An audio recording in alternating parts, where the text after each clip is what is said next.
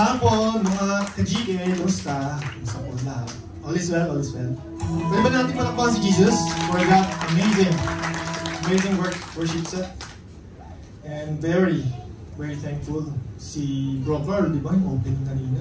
Tumatatak talaga pag si Bro Carl. sarap sa puso.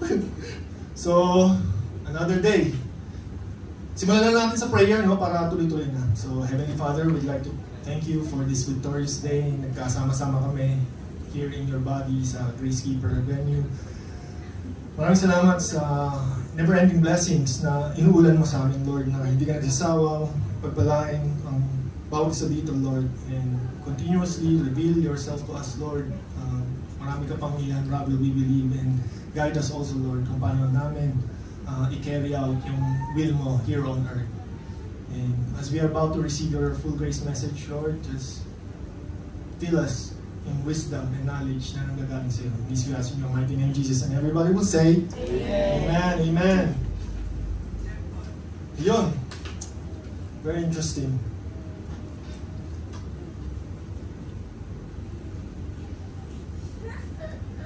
Wala ba battery? Ay, wala atang battery.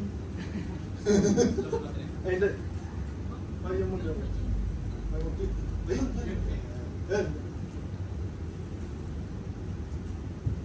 Yan. So, yan. Ang ano natin ngayon, actually, merong libro. May libro akong nabasa. Titled nun, Influence, The Science and Practice by Robert Cialdini. So, sa libro na yun, sabi, ang definition niya, medyo pinaraphrase ko lang, influence can be understood as a process causing one person to say yes to another person. So, bale, ginagawa yun in order para mapasay yes yung isang tao to another person. And sabi doon sa libro, the process often involves using specific psychological principles dinadirect yung human behavior to bring about compliance. Yun yung purpose ng influence. Na mapapansin nyo, church, dito sa mundo, especially sa sales, sa marketing, even sa mga personal life natin, church, pag nag-interview tayo sa work, we're trying to influence the interviewer na mag-say yes, na i-hire tayo, di ba? We're trying to influence. And sa pagbebenta naman, kasi ako nasa sales industry ako, we're trying to sell. Ini-influence namin yung buyer to buy. Yun yung power ng influence. So, dito sa influence na to, merong 6 principles na gusto kong unang banggitin kasi ma-apply natin to. First, can we all say? Reciprocity. Yung word na reciprocate, yung mapapansin nyo kasi, di ba, pag nagbigay, usually, nag-reciprocate, magbibigay, pabalik. Yan yung reciprocity. So, mapapansin nyo kasi nag-medrep ako dati, medical representative, nagre-regalo kami sa mga doktor. Nagre-regalo kami para psychologically, bumili sa amin. Kaya mapapansin nyo, ini-sponsoran ng mga doktor papunta sa mga iba't ibang countries, lalo na pag tawag doon crowd pooling, maraming pasyente. Yun yung pinapadala sa iba't ibang countries. So, give and take relationship, yun yung reciprocity. So, next is, can we all say? Commitment and consistency. So, ito naman, mapapansin nyo rin to, commitment and consistency, pag masaya na tayo sa isang produktong ginagamit natin. Di ba? So, yung seller, hindi nyo na kailangang bentahan tayo kasi alam natin consistent na yung product, di ba? Gusto ko to, gumagana to sa mukha, gumagana, di ba? Hindi na kailangan bentahan kasi gumagana na eh. So, commitment and consistency. Next is, liking na tinatawag. Obviously, hindi tayo usually makipag-deal sa taong hindi natin gusto. Di ba? So minsan, maganda yung produkto, tapos bad yung treatment sa atin, tendency, hindi tayo bumibili ng produkto na hindi okay. Kahit okay yung product, pero medyo na-disappoint tayo sa service ng tao, hindi tayo bibili. So, malaking gamit talaga yung being liked, di ba? Likeable. Walang sales na ano eh. Kaya mapapansin niyo, pag nasa resto, no, pag buwisit yung nagsiserve, di ba, parang ayaw yung kumain dun, buwisit yung nagsiserve eh. So, yan. Social proof, another one. Yan yung pang-apat, social proof. Ito naman, ginagamit ng mga taga-benta, sales and marketing. Uy, ito, maraming bumibili. Yan, social proof. Marami na kasing gumagamit. So, yung influencing of making them to decide, it's easier. Kasi marami nang gumagawa eh. So, yan yung tinatawag na social proof. And we also have authority. Authority, lalo na pag sabi ng expert, di ba? yan, sabi ng expert, yan yung pag may doctor, someone who is in the power, or power of influence para may knowledge in a certain field. Yan, malaking impact din ng authority. And lastly, scarcity. Ang scarcity, tinatawag, pag nakikita nyo sa mga benta, limited offer. Limited. Uy, last 2 stocks na lang. 3 na lang natitira. Ma-oblige ka. Tapos ay matatapos na yung presyong yan. Tapos after na to, lalaki na yan. So, kaya pag nakikita mo yung mga ganun, say limited time offer, alam mo na yan. Ay, binibentahan lang tayo nito. So yan. So overall, lahat yan, it's actually, can we all say again, church? Influence.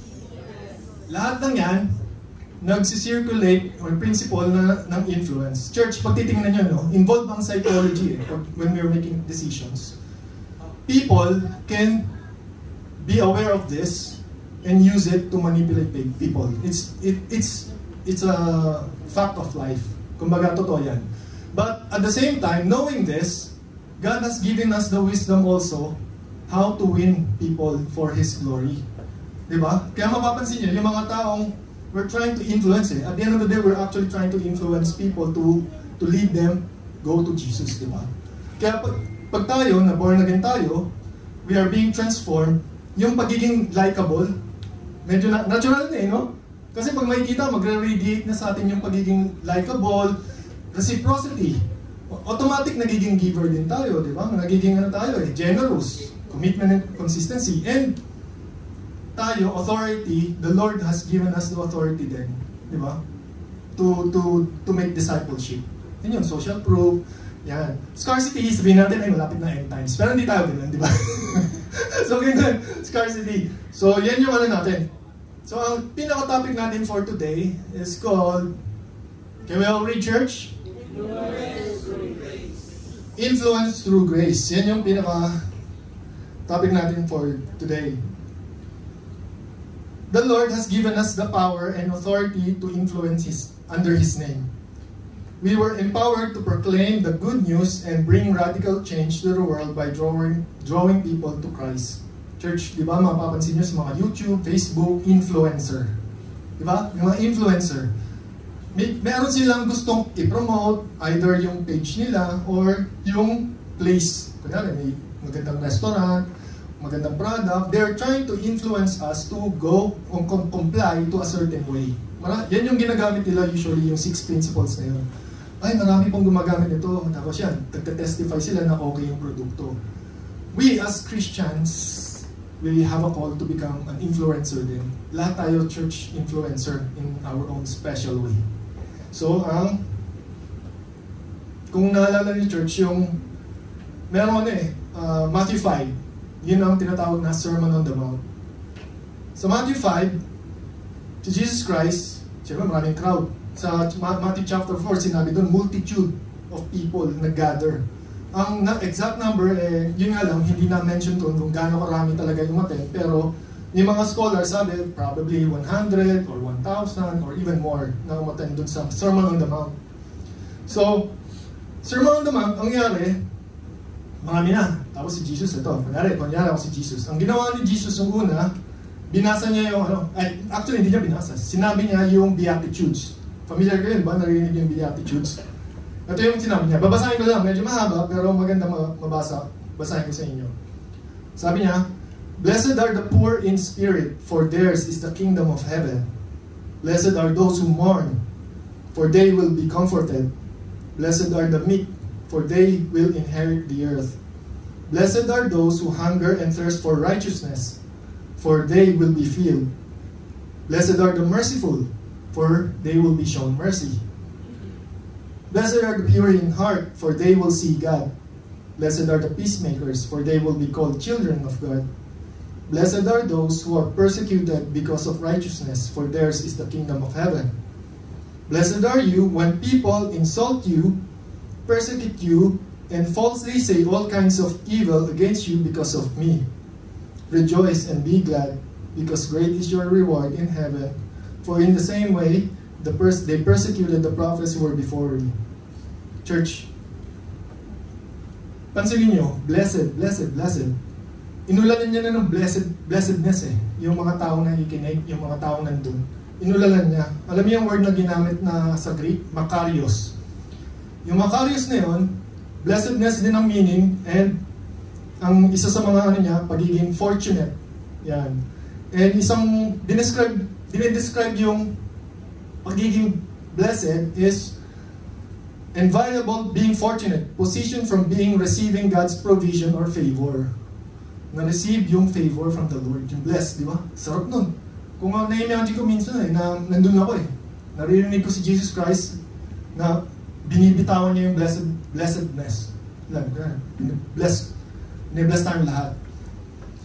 So, alam niyo nangyari after that, yung pagka-blessedness, di ba? Na-receive na yung blessings, na-receive na yung grace. Imagine yung church. Ito na ang next na ginawa. You are the salt and light of the world. Di ba? Na-mind blown ako dun eh. Inulanan tayo, na-receive natin yung grace, inulanan tayo ng blessedness, then, boom, you are the salt and light of the world. Bakit salt and light? Isa sa mga ginagamit na pang influence ang salt and light of the world. Tayo, sabi, first, let's all read, you are the salt of the earth, but if the salt loses its saltiness, how can we be made salty again? It is no longer good for anything except to be thrown out and trampled underfoot. Church, we are the salt of the earth. But if salt loses its saltiness, sinabi, diba? How can we be made salty again? Some of us, medyo familiar na about yung spiritual implication kung ano ba ibig sabihin ng salt. Diba? Physically, ang salt ginagamit para to preserve para hindi kagad mabulok yung isang bagay. It's a purpose for dehydration. Kasi pag ina-absorb niya yung moisture, yan. Ina-absorb niya yung moisture para hindi magtubig and hindi basta-basta masisira yung isang bagay. In a spiritual sense, it actually prevents decay. Moral decay, and pinoprotect din niya yung truth about the word, yan. Yan din yung isa sa mga pinoprotect yan. And also, yung salt, as being salt, tayo ang nagpapalasa sa mundo. Diba? Yan yung purpose ng salt. Kasi church, yung spiritual, yung pag-prevent ng moral decay, church, kung walang mga Christians, yung mundo kung magre-reign yung mundo, pwedeng masira yung fabric of society Tayo ang nagiging kontrapelo Tayo ang nagre-resist. Kasi pansinin niyo in other countries, ang objective ni enemy is tanggalin na yung in God we trust, tinatanggal sa mga schools. And kung ano-anong mga teachings or ideologies ang pinapasok na sa mga bata pa lang, pinipenetrate na kagad nila Kaya nga yung mga Disney, inaano kagad nila. Iniingatan dapat maging mindful tayo kung paano natin Kaya by the grace of our Lord lang din natin magagawa yun. The next, ito na yung light of the world. Yan, continuation, 13. You are the light of the world. A town built on a hill cannot be hidden. Neither do people light a lamp and put it under the bowl.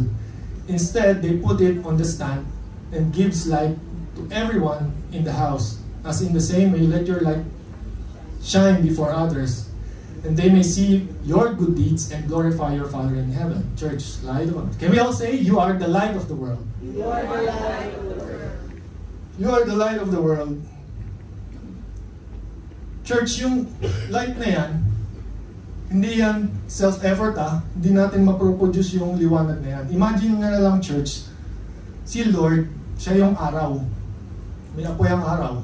Tayo mga kandila. Yung apoy ni Lord, nilight ako. Nilight tayo. Yung apoy na dala-dala natin as candle, sabi nga doon, the taong hill cannot be hidden. Neither do people light a lamp and put it under a bowl. Yung light natin church, wag natin itago under a bowl. Let it, ang ganda nga sabi, let your light shine before others. Di ba? Let your light shine before others, that they may see your good deeds and glorify your Father in heaven. Di ba? So, ang purpose kasi nito, light.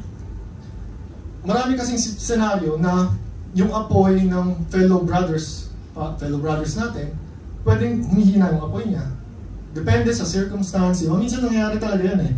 Yung parang, minsan, based on our description, parang ay nanlalabig, di ba? Mga ganun eh.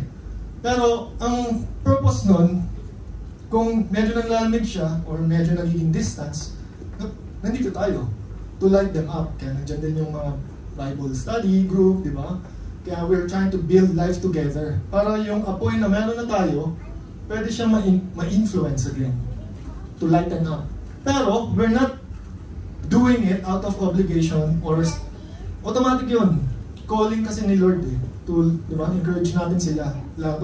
Di natin alam talaga kung ano yung mga scenarios, but at the end of the day, pag na-observe natin na medyo yung flame, we're there to encourage. Say hi, kamustahin, di ba? Kung talagang gusto ng time, space, we let them, di ba? Pero at the end of the day, we have to let our light shine before others. Amen?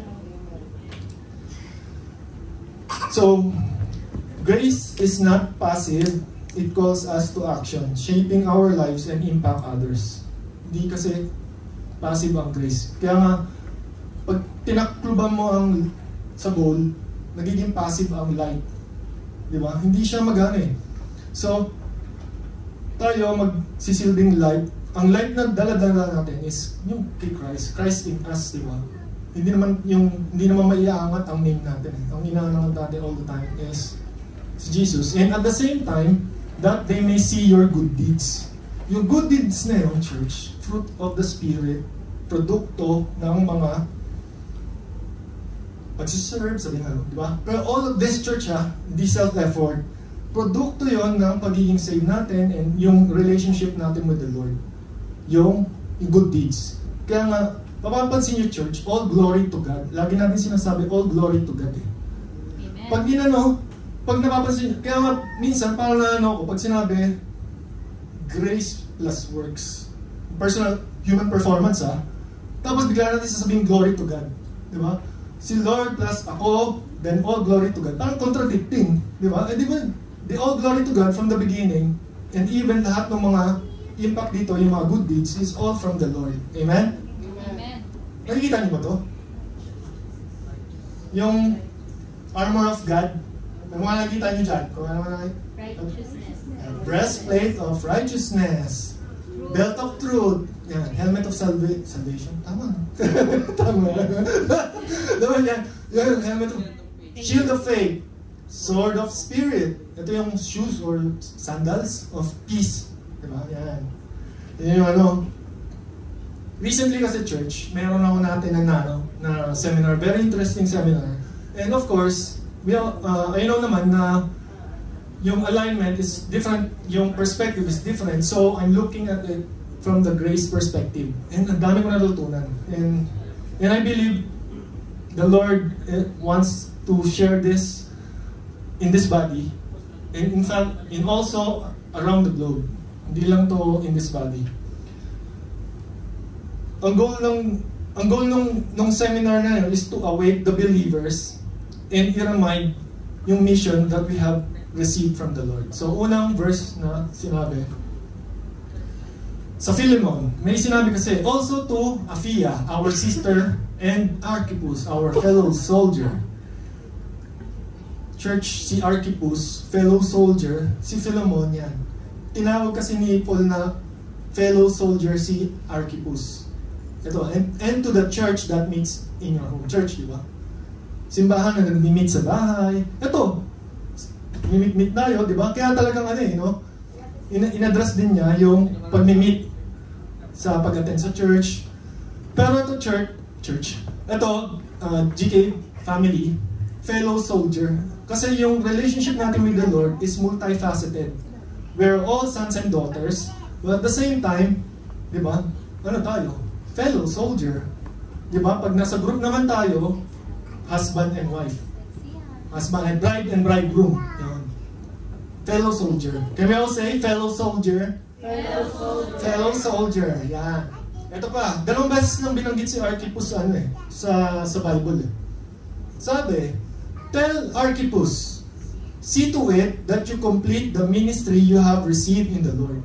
Sabi ni Paul, sabihin mo kay Archippus, see to it, parang gusto niya i-ensure that you complete the ministry you have received in the Lord.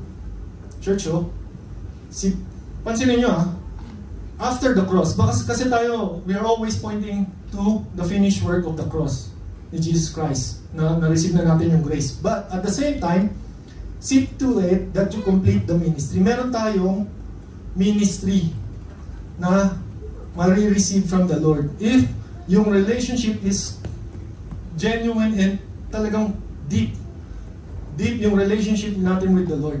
Hindi to fina-force hindi to fina-force na magkaroon, di ba? Maririnig nyo, church, kung ano yung magiging ministry nyo, may calling yan Pero, at the same time, meron din kasing intentional and willingness to build that relationship with the Lord. Kasi we are trying to point to Jesus, lahat talaga papunta lahat kay Jesus and building that relationship. But at the same time, meron din talaga magkakaroon tayo ng ministry you have received from the Lord. Meron tayong mission here on earth. This is not just about enjoy lang, di ba? Pero meron din talaga tayo, ma-discover nyo, ma-unravel, it will be revealed to you once you have received it from the Lord. Ito yung gusto ko i-share. Ito yung natutunan ko, church. Can we all say, area of assembly? Area of assembly. Ayan, AA. Area of assembly, this is where we receive Christ. Ito, church, we are receiving Christ. Bible school, nare-receive natin ang Christ. And at the same time, pwede tayong magkaroon ng personal moment with the Lord through our personal time, sa room. Meron tayong receiving Christ. Walang problema dito sa receiving Christ, church, Lahat, nare-receive naman talaga natin. Grace. Ito naman, pag na-receive na natin si Christ, ito na yung fellow soldier. Ito na yung ministry. Diba? Napansin niyo natin kanina. Kingdom advancement. Once we receive Christ, meron tayong call for the kingdom of advancement. Tawag naman doon, area of operation or influence. Area of operation or area of influence. Ito naman is revealing Christ. Make sense, church? Say amen. Amen. Yan. So, napansin niyo kanina, di ba sabi din kanina doon, yung let your light shine. Di ba pag makita yung good deeds and mag-glorify si Father. Amen? Grabe talaga sabi ko, wow. Wow. Say wow. Wow. So yan. This is the area where we revealing Christ through us. Pero all glory kay Lord. Hindi, ginagamit lang tayo ni Lord as a vessel. Makita yung good deeds for Him. Diba? Not again for self-effort. So, ito naman ginamit na Bible. Ito kasi, ang sabi, but we will not boast beyond limits, but we will boast only with regards to the area of influence assigned to us. Assigned to us. Meron tayong area of influence, church. Very interesting, church, yung area of influence na yan. Kasi, marami Pakita ko sa next slide. Na-excite ako masyado. Sorry naman. So yan, area of influence assigned to us. Yan. Pag relationship deep with the Lord, mare-reveal sa inyo yung influence, kung ano yung calling nyo na naka-assign sa inyo to reach even to you. Okay? So ito na. Revealing Christ. Area of influence. Area of operation. Ito yung mga pinakita sa akin, nagdagdag lang ako ng isa. Pero at the end of the day, ito yung mga maraming influences na pwede nating mapasok. We have church ministries and churches. We receive, and at the same time, we operate. Yan yung operation, area of operation natin. Missions. May mga tao kasi mission nila is to go outside the country. Yun yung area of operation nila. Area of assembly here to receiving Christ, and then they go out. Area of operation, tawag. We have marriage, family, market business. Yan. Ang dami church. Marginalized and needy. May mga calling na tumulong sa mga needy. Politics, money, wealth, and finance, medical and healing. Kasi hospitals, di ba? May mga taong sick. Yun yung mission is may mga taong may gift of healing na galing din kay Lord. Pinagpa-pray. Iba kasi yung, di ba? May mga gift na ganun na through them, mas naano sila may mga ganun kakaibang gift which is unique for each and every one of us. Sa media, so social media na yan, pati included na yan, internet, music, yan, paggawa ng mga songs. Pamansin nyo church, ako, medyo nafo-focus ko sa marketplace, sa money, wealth, and finance, and politics, kasi church, papansinin nyo, itong areas na to, ito yung malaki ang scope. Imagine yung church, kung isa sa mga sa atin dito naging Bill Gates, sabihin natin, di ba? Ang laki nun. Thousands of employees. Because once ikaw ay nagpapatakbo ng companies, you set the policies and procedures ng company. You can actually influence how the company will work. Di ba? Kung naglalagay ako ng maraming Bible verse dun, lulunurin ko sila ng Bible verse. Di ba? Yun yun. And also church, napakahalaga ng politics and government. Yun yung na-miss out.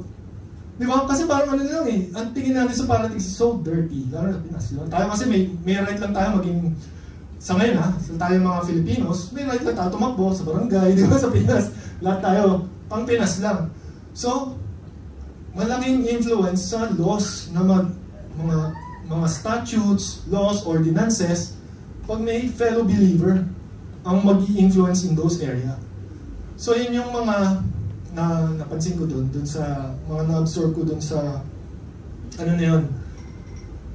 sa seminar. Yan. So ang na-notice kasi dun ng seminar, may mga data sila, may mga studies, may mga intentional kasi sila ino-observe nila through their group that globally, a lot of believers na-stuck sila sa receiving part. Di ba? Na-stuck sila sa receiving part. We are a body of Christ. Jesus Christ is the head. We are the body. Ma-observe nyo ako ngayon nakatayo. But meron daw na notice sila na body pa rin, pero nakahiga. Si Jesus Christ, yung ulo, pero the entire body is lying down. Connected pa rin, di ba? Whole church pa rin siya. The thing is, pag mapapansin nyo, yung nakahiga, yung impact nun, hindi ganun, di ba? Kasi nakahiga lang siya Unlike yung nakatayo, kaya title ng nila, Awaken, Alignment, and Assignment. AAA. Ginigising. Kung gising my friend, gano'n. Gising. Pero not in a harmful way. Kumbaga, gising my brothers. Kaya nga yung kagaya yung sinabi ni Paul, see to it, di ba? Remind. It's like a reminder. So, pinapatayo. Tapos pag doon, magkaroon ng alignment. Balik sa relationship with the Lord. Kung align ba. And then, from there, maririnig nyo kung ano yung assignment nyo talaga.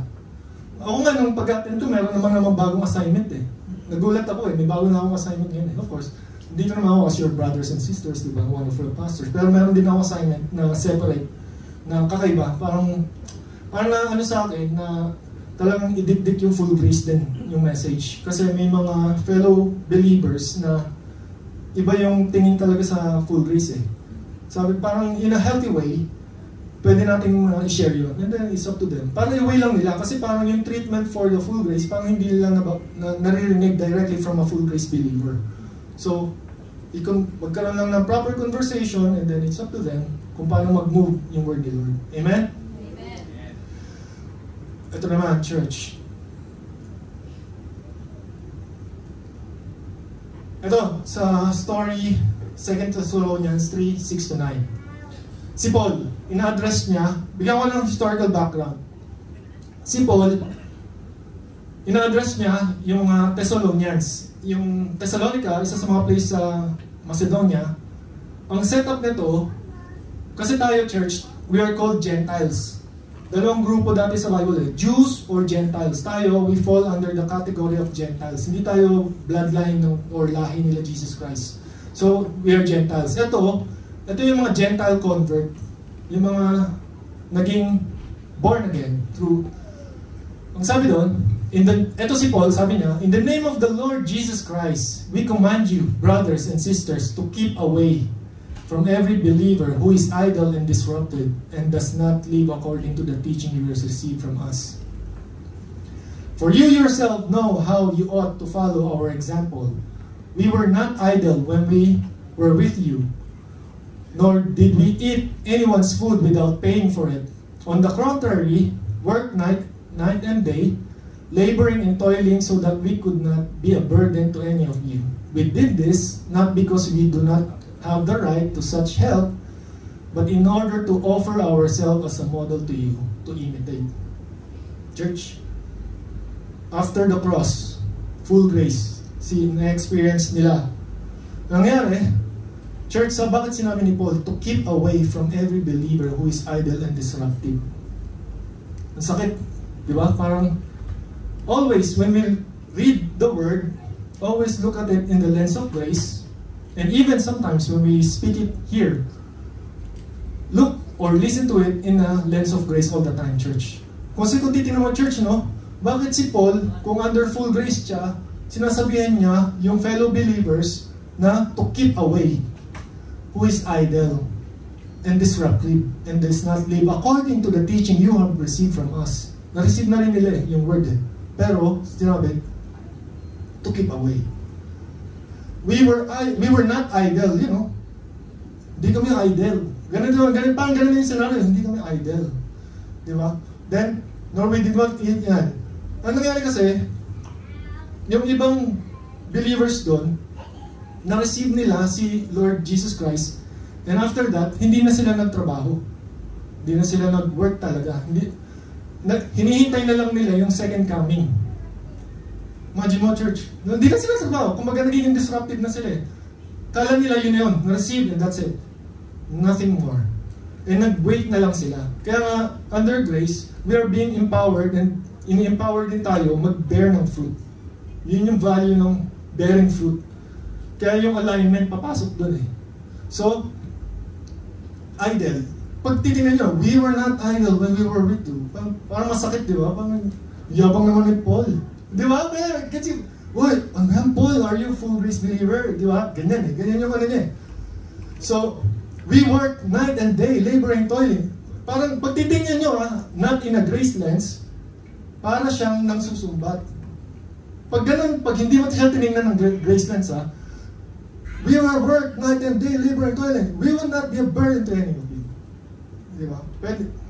Pero always look at it. May purpose yan, bakit niya sinabi yan eh. Offer ourselves as a model for you to imitate. Diba? Pero, yan. Balikan natin. Greek, kaso medyo maliit. So, the word idle or idly, coming from the word ataktos. Can we say ataktos? Ataktos, properly, disorderly, breaking rank, in Sumerian, God's word yan. Fruitless, unproductive. Fruitless. Yung ataktos. Yun yung nangyayari sa Thessalonica Church, yung nangyayari ito sa Thessalonica and also in this modern age. Ito naman, in the same sentence makikita natin yan sa verse 11. Yung next, nung idly, not at all working. Yan, not at all working. So, ano ba ibig sabihin ng working in Greek? Ergazomai. Sabihin mo na, ergazomai. Yan, yan yung pinaka-root word from the ergazomenos. Usage denotes engaging in work or labor, implication of producing or accomplishing something. So kasi not at all working, di ba? So ito, working. Ito yung definition ng working. It can refer to physical labor, farming, craftsman, including then physical labor and abstract forms of work such as moral or spiritual effort, evangelizing. Di necessarily mean physical work.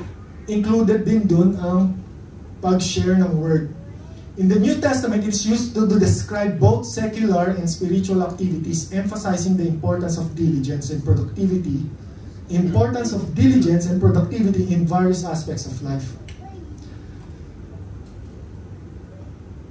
Grabe, yun yung area of operation, area of receiving. Walang bearing fruit. Kasi in-encourage tayo, it's actually a call na mag-bear fruit tayo. So, sabi, ito yung tuloy ng Thessalonians. For even when we were with you, we gave you this rule, that one who is unwilling to work shall not eat. We hear that some of you are idle and disruptive. Pangalawang beses niya sinabi, idle and disruptive. They are not busy, they are busybodies. Such people we command and urge in the Lord Jesus Christ to settle down and earn the food they eat. And as for you, brothers and sisters, never tire. Wag tayo, here, people who are already giving and serving the Lord, never tire. Yung motivation naman natin, hindi naman to satisfy our own di ba? And wag natin i-generate ito from self-performance. Lagi ito from the product of grace na binigay tayo, in-empower sa atin ni Lord. Take special note of anyone who does not obey our instruction in this letter. Special note daw. Do not associate with them in order that they may feel ashamed, yet do not regard them as the enemy, but warn them as you would fellow believer. Church, no? One who is unwilling to work shall not eat. Makapansin nyo naman, church, lahat naman tao dito. Halos lahat nag-work din, di ba? Para source of income, di ba? Minsan kasi may mga setup na husband and wife, yung isa nag-work, yung isa. Kasi one na kayo eh. Pag mag-asawa kayo, one na kayo eh. Yung one role, of course, is taking care of the kids, which is there, and also another role is for income generation naman. Which, walang issue dun, church, ha? So, yan. Yun nga lang, nagiging idle when, sabi kanina, included doon yung spiritual effort. Pero yung effort na yun, all coming from the Lord. So, bakit sila nagiging disruptive? Kasi, yun nga, napakahalaga nung sinabi ni Pastor Mark, right believing. Pag mali yung nangyari kasi, hindi align yung belief nung mga hindi nag-work. Kala nila, receive, okay na. Okay na yun, and then wait for the second coming. Ganun na lang nangyari sa kanila. So, yung meaning, yung alignment dun is the relationship with the Lord. Kung talagang proper, for sure, may definitely kung talagang dapat guided by the Word, and magbubunga. Kasi magbubunga talaga eh. Yan. Then, warn them as you would as a fellow believer. Ano ba, church? Galatians. Can we all read, church? Who has bewitched you? Before Jesus Christ was clearly portrayed. Church, kahit anong angle ko tinignan eh, binasa ko rin na naman siya. You foolish Galatians. After the cross, di ba, maraming matitinding mga words ang ginamit si Paul sa writings na to. Exclamation point, church, hindi nga rin siya dot eh. Exclamation point meaning, hindi, you foolish Galatians. Hindi ganun, di ba? Hindi siya ganun. Call out siya eh. You foolish. May mga term sa Bible na talagang for correction purposes to call out the attention, but do not look at it as a negative way na in such a way na you are being condemned. Kasi if this is the case, si Paul under full grace is condemning. Hindi siya nang condemn, hindi rin siya nang offend. Yan. So next is, by the grace of the Lord, by the grace of God, I am what I am, and His grace to me was not without effect. No, I work harder than all of them. Yet not I, but the grace of God that was worked. Church, pansinin nyo. But the grace of God, I am what I am, and His grace to me was not without effect. Church, yung grace is not without effect. Merong effect ang grace na na-receive natin. It's only a matter of time. Timing, of course, magkanya-kanya tayong timing kung paano mag-bear fruit. Pero magbe-bear tayo ng fruit. Yun nga lang, it's a matter of your relationship with the Lord. Kung gaano ka-deep ang relationship with the Lord. And also, Lord, after full grace perspective, bakit niya sinasabi, I work harder than all of them. Grabe naman si Paul. Di ba? Parang, pag titingnan mo, parang mayabang si Paul eh. I work harder than all of them. Imagine mo kung nandun yung mga ibang apostles. Uy, Paul, ang yabang mo naman. Di ba? Kasi hindi naman nila, they're not looking it that way. They always look at it from the grace lens. Yet not I, but the grace of God that was with me. Looking at yung grace of God na kay Paul. At the end of the day, He wants us to bear fruit. Amen? Amen. So next is, can we all read, church? So that you might go and bear fruit, fruit that will last, and so that whatever you ask in my name, Father will give you. Ang pag-choose, hindi tayo ang nag-choose kay Lord. Lalo na, nandito na tayo ngayon, church, in this body. Si Lord ang nag-choose sa atin to be here. Di ba? In-appoint niya na tayo eh. So that you might go and bear fruit, fruit that will last. We will bear fruit, church. Pag hindi tayo nagbe-bear fruit, back to Jesus. Build the relationship. Yun lang nga, alignment. I-remind natin, we have to be reminded of our new identity in Christ. Amen? Yung pala, church, yung kanina, consider yung mga rebuking in a loving way. Pag may mag-rebuke sa inyo, consider it is a loving way and the grace lens all the time.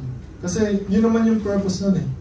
Hindi naman yung pagtawag ng foolish, wala naman tatawag ng foolish dito. Siguro pag sinabi ka, wala rin naman nagsasabi na, I work harder than anyone of here. Diba? Wala naman. Imagine po pag pinagsabi nun dito, no? Siguro, ibang impact nun. Ibang impact nun. Pero si Paul, ginamit niya. Diba? Kasi, everyone is looking at it and he's sending a message na in a grace lens naman. So ito na. Ang ating mission, church, area of operation, of course. As full grace believers, ito yung mga i-highlight natin under full grace. Siyempre, meron tayong receiving in Christ, rest in Him, know His nature, walk by faith, led by the Spirit. Yung rest in Him, kasama na rin dyan yung finished work on the cross. So, relationship, church, receiving Christ, mag-rest tayo sa Kanya, know His name, walk by faith, led by the Spirit.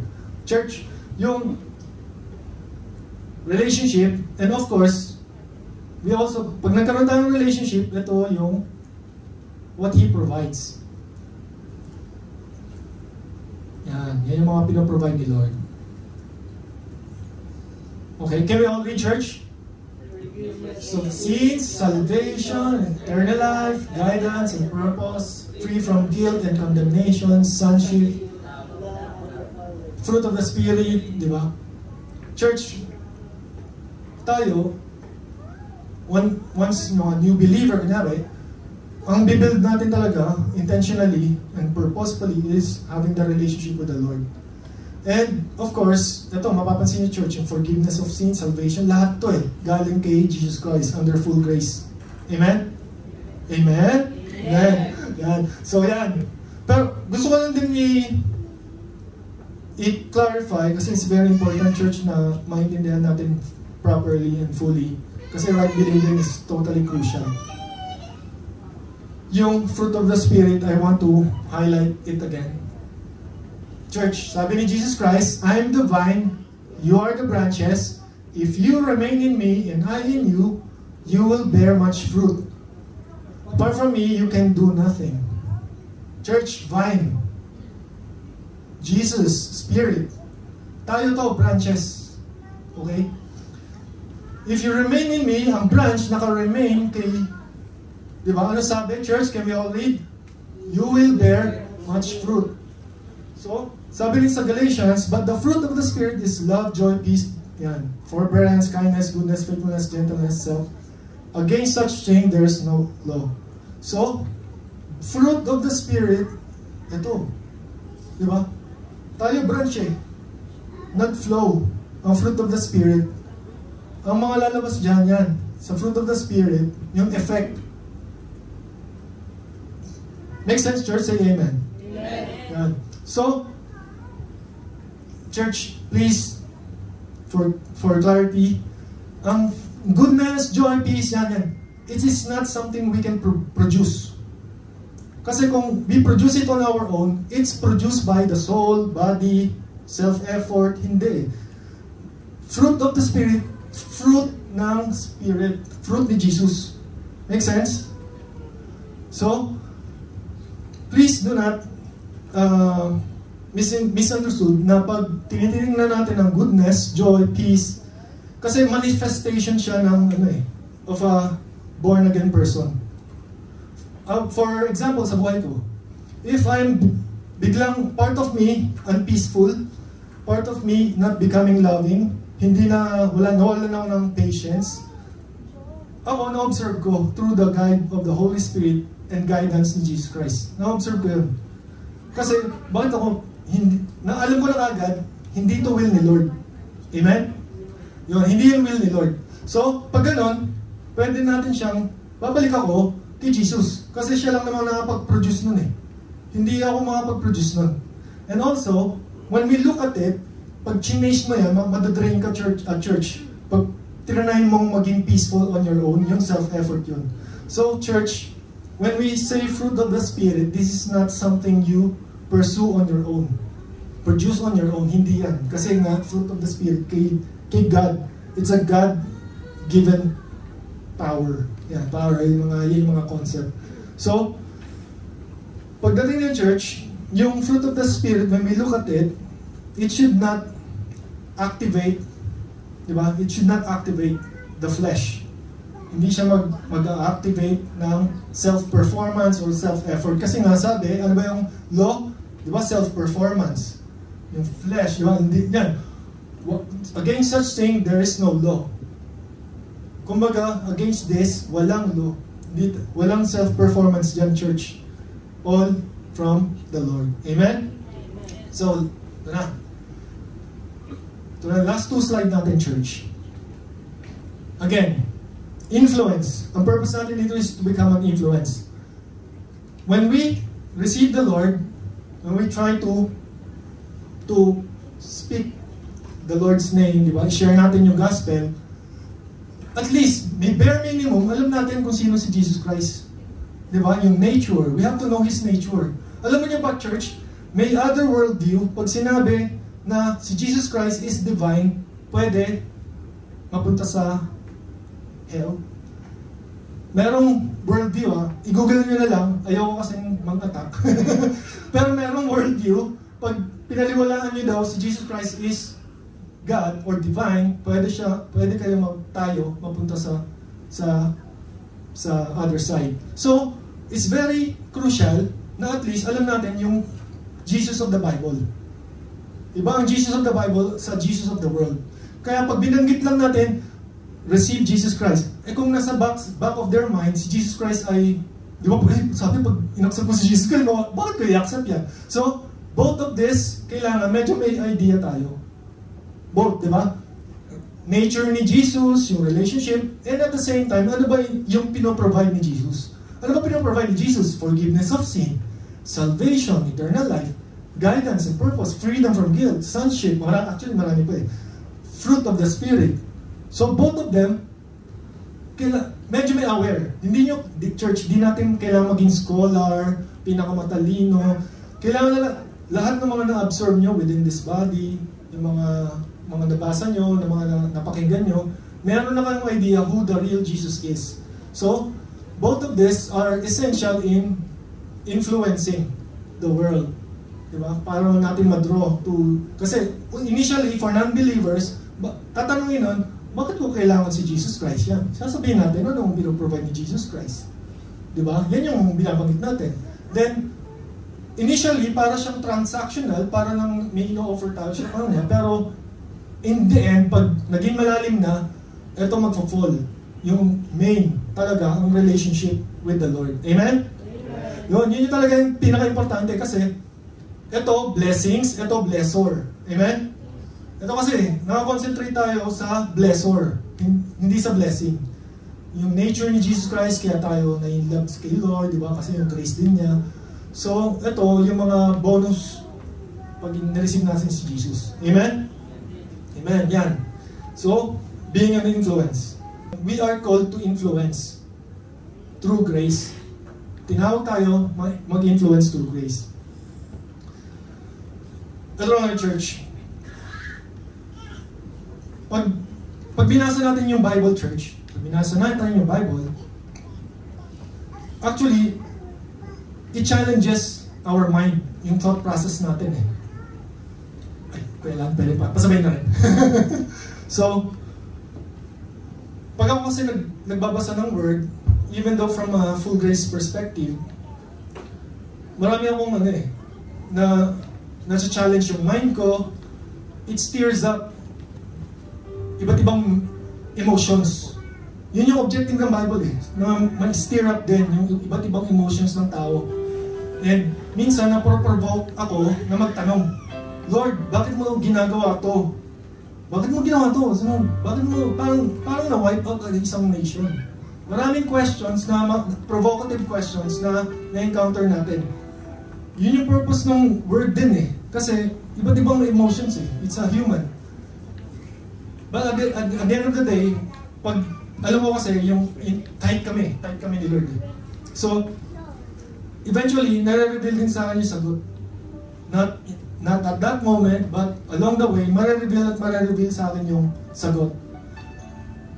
And also, yung Bible kasi church, makaka-encounter kayo ng mga word na betrayal, yung pain, suffering, even death. Pag tinignan natin yun, negatively, masakit, painful. And meron din, at the same time, ma-encounter nyo yung mga words that brings comfort, hope, love. Ma-encounter rin natin yun sa scripture.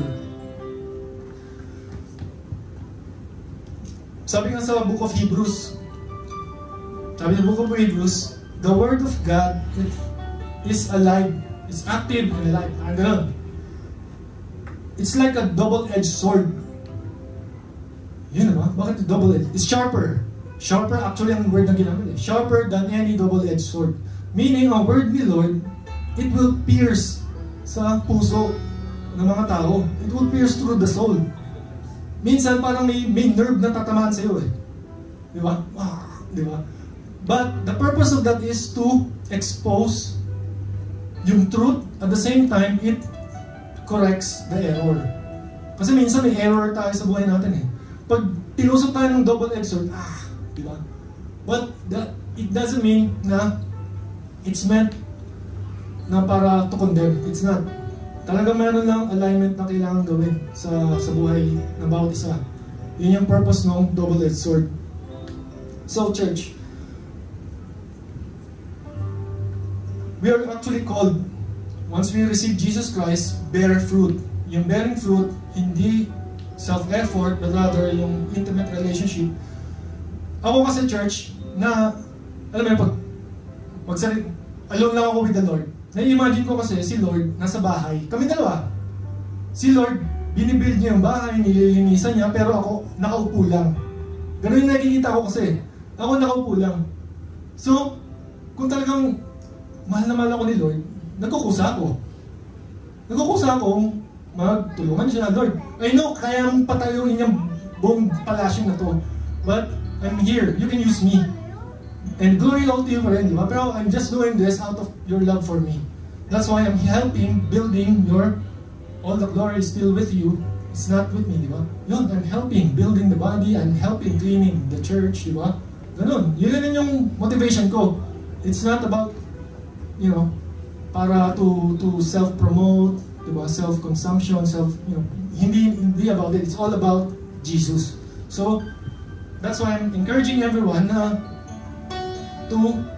yung relationship, be reminded yung identity in Christ, and make a huge influence, area of influence, church. May mga calling tayo.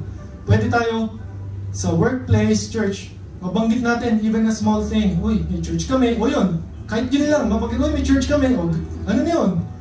It will be planted. Uy, may church pala to. Or may mga conversation kayo outside this body na, uy, alam niyo ba full grace? Ano mga ganun? May intentional na ma-brought up si Lord. Yun yung area of influence eh. Intentionally i-brought up natin. So, Amen? Amen? Amen, yun. So, intentionally, brought up natin si Lord all the time kasi tayo ang salt and light of the world. Huwag natin itago yung liwanag na meron tayo. Yun yung mag-i-influence. We encourage others, we empower others. Yun. Amen? Amen. So, are you guys blessed? Amen. Yun. Amen. So, let us close in prayer. Heavenly Father, we'd like to thank you for your amazing love, yung grace na binigay mo sa itong body na to, Lord. We believe, Lord, na may calling ka and meron kang assignment sa bawat isa dito. And speak and move in their life, Lord, kung ano yun. We know na everything is all about you, Lord. And we're just here, gamitin mo kami, Lord, para maka-influence sa mundo. Di man namin alam ang mga gagawin, but we believe you will put the right words in our mouth, you will empower us, you will guide us kung ano yung mga dapat naming actions to glorify your name. Yung good deeds na manggagaling sa iyo, mag-manifest sa buhay namin para mag-draw closer to your life, Lord. So, this we ask in your mighty name, Jesus, and everybody will say, Amen. Amen.